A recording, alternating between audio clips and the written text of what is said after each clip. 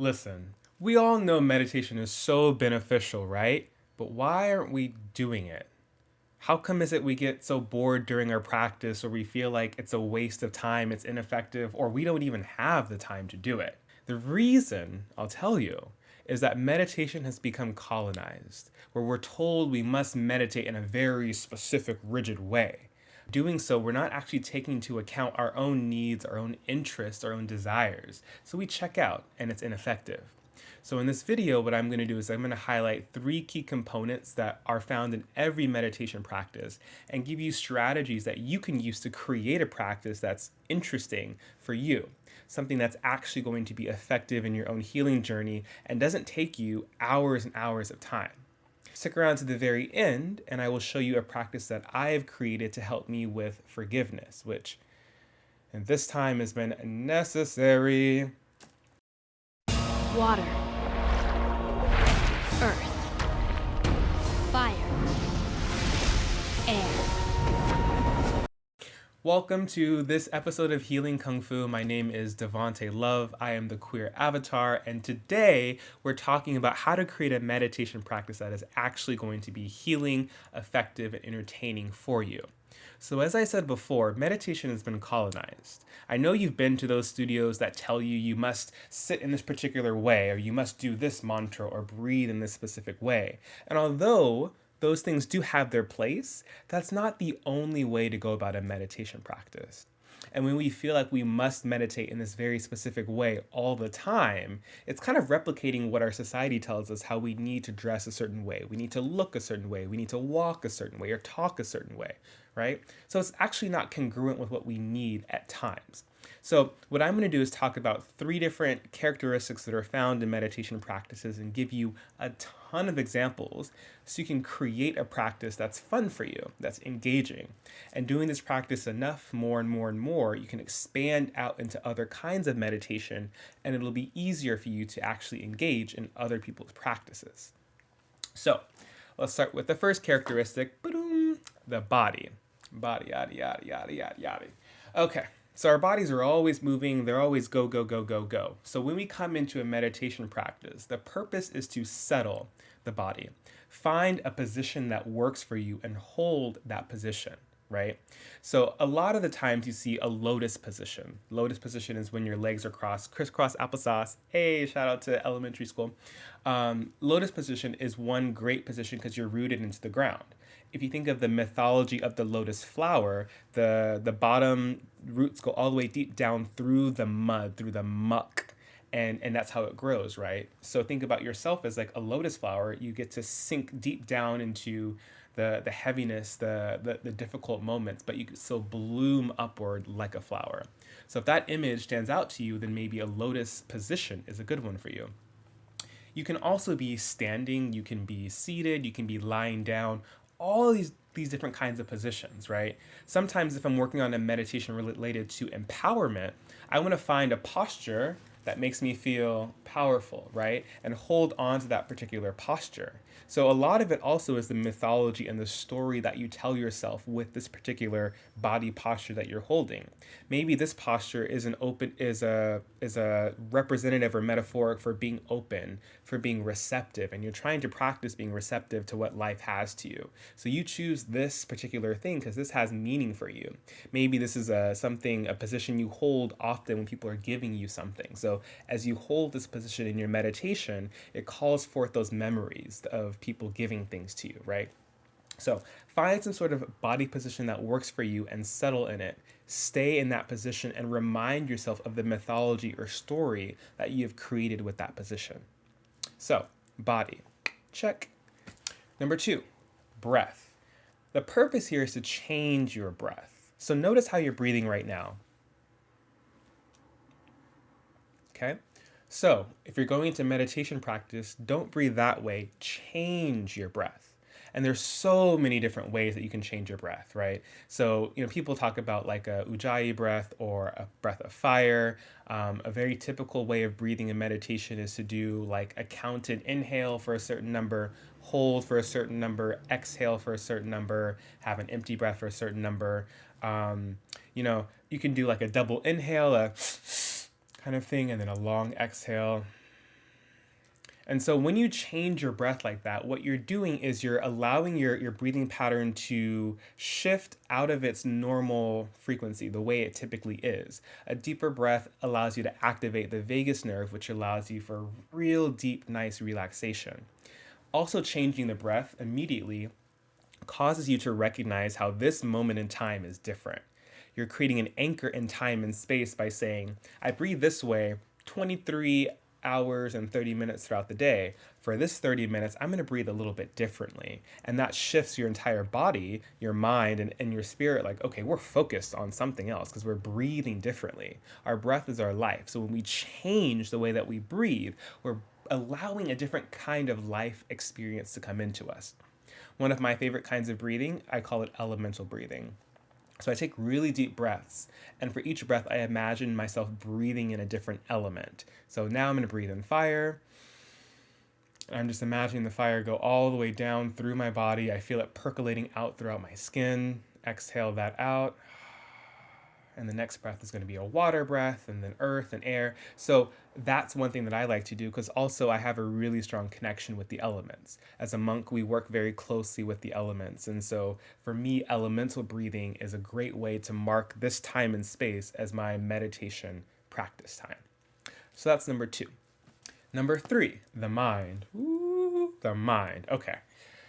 Let's be real, the mind is busy. The mind is racing with all these different thoughts, and I always found it not very helpful when I'm sitting in a meditation class and someone says, clear your mind.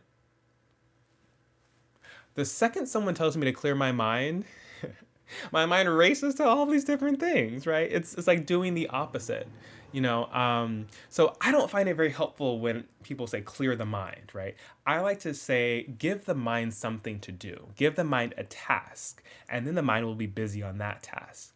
So if you find yourself having a lot of thoughts, maybe what you do is you turn those thoughts into birds. And as you inhale, you breathe the birds into your frame of mind, and exhale, you breathe them out. Now, all of a sudden, your thoughts are not like racing about, I need to do this, I have to talk to this person, I have to go pay this thing. Instead, what you're doing is you're imagining these birds kind of flying in and out of your frame. And that can work with any sort of visualization that works for you. So giving your mind a task is helpful. That's why a lot of meditation asks you to use your imagination, because if you're using your imagination, your mind is focused on that particular thing. Earlier, I talked about my elemental breathing. That's also a mind thing as well, because I'm imagining myself breathing in earth, and I'm feeling like the edges of my skin become like pebbles that are sinking into the ground below me, right? So again, utilize your imagination in whatever way that's helpful for you. Maybe there's a TV show that you really like, and there's a character that you really, really like. And imagine that character sitting in front of you, watching you, right? And really see that character, see, hear, smell, taste, feel that character in your mind around you. Maybe you just want to imagine your ancestors, all these people who have guided you to where you are today, who have supported you in being who you are, and they're sitting around you in a circle as you're meditating. And as you're breathing in their energy, and you're exhaling energy toward them. And so what does that exchange look like, feel like, sensed like in the imagination? All of those are different ways you can engage the imagination, the mind, so the mind is not racing and focused on all these other tasks that you have to do. So that's number 3. And to recap, recap. So the 3 3 characteristics every meditation practice has. Number 1 is the body.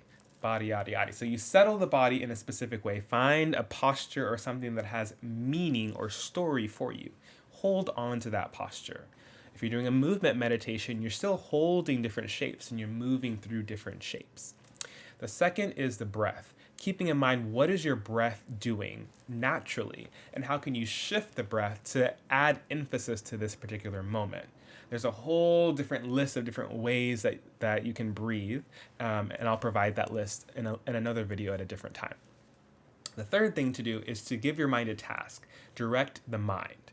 So I always use visualization stuff. I use the imagination, because then my mind is busy trying to draw this image or have me sense or hear this image that's coming to me. That way my mind is not racing and thinking about all these other different things. So giving your mind a specific task. And these 3 things you can gear directly toward whatever intention you have in your meditation. So now what I'm going to do is I'm going to hop into my training space and I'm going to show you how I use these 3 different principles to create a meditation practice around forgiveness. So, you ready to join me on my mat? Let's go.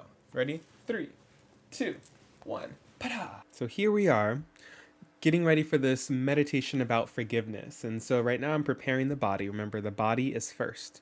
So thinking about what sort of body position works. Forgiveness is a very difficult process, so I want to find a sense of rootedness, at least in the beginning. For me, forgiveness means letting go of hope for a better past. So I'm going to have this idea in my mind as I find my breath, find myself in this time and space. And I'm going to decide to add this motion, this wave-like motion, because for me, a wave is when you let something wash over you, let it move beyond you, right? So I'm going to do that. Thinking about my breath, I'm going to time my breath with my hand movement. So the push out feels like an exhale, and the rise up feels like an inhale. So I have that. Now, in my mind, again, I'm thinking about letting go of hope for a better past. So I'm going to imagine this better ideal past is on the side of me, and I'm creating these waves, and I'm pushing this desired past further and further away. Minding my breath as I push, it's an exhale, and as I rise, it's an inhale. And for me, I have this image of a letter in a bottle that's being pushed further and further away with each wave. And in the letter, I've written what my desired ideal past is.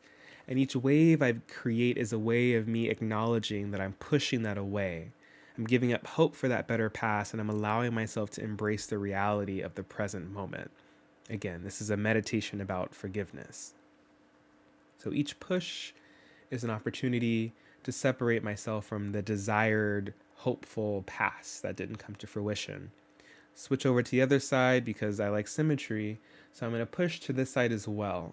Recognize on my right side what part of the right side of myself is holding on to this desired past, and allow these waves to go and push that image, that desire, that hope further and further away, so I can embrace where I currently am in reality. You can do this as many times as you want. I'm going to come to the center, find my stillness, and end my practice right here.